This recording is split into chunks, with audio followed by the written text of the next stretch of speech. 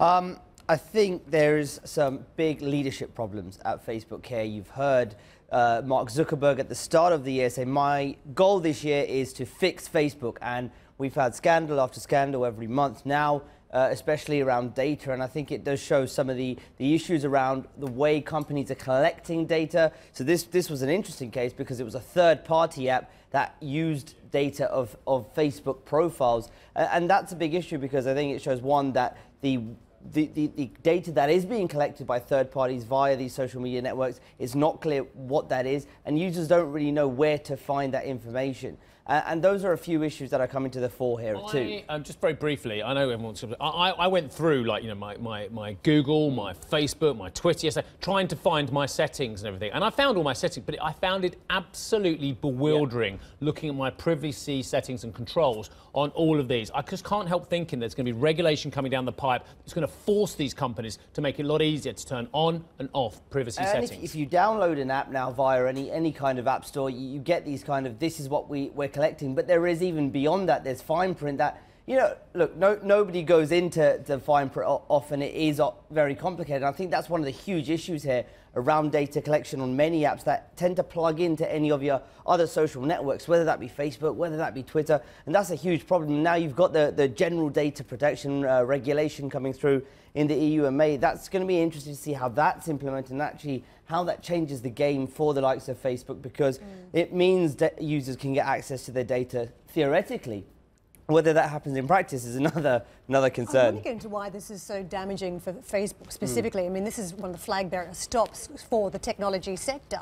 One of the FANGs, one that has been growing its business aggressively, and with the CEO that the market has put a lot of faith in. Also a man that is cited as having potential ambitions to run for the White House, to have a huge role in government, whether it's to run for the presidency in 2020. And if you consider the report that's in the New York Times today, it is suggesting that Alex Stamos, this is the man who's departing, the Chief Information Security Officer, that he had concerns about Russian hacking at the company. He raised red flags, but effectively he was sidelined.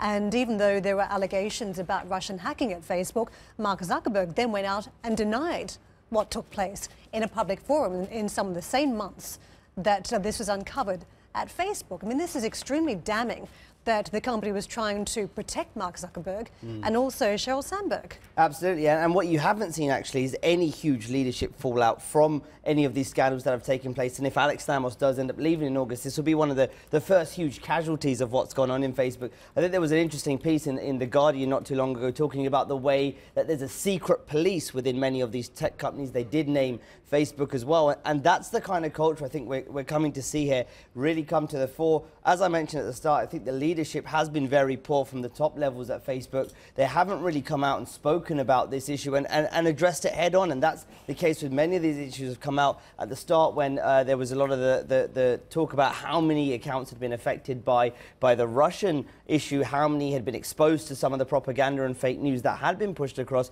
They initially said a lower number than it actually turned out to be, and I think that's what we're seeing now is coming, that there's a lot of spin from Facebook, a lot of spin from the press teams, and it's just really is poor leadership. And I think as an investor, you've got to look at this and say, actually, what does this mean down the line when it comes to increasing regulation? How will Facebook deal with this, and what kind of impact is it going to have on not just Facebook, but a lot of the large tech companies out there?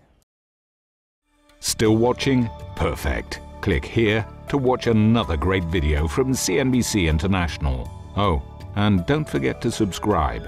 Thanks for watching.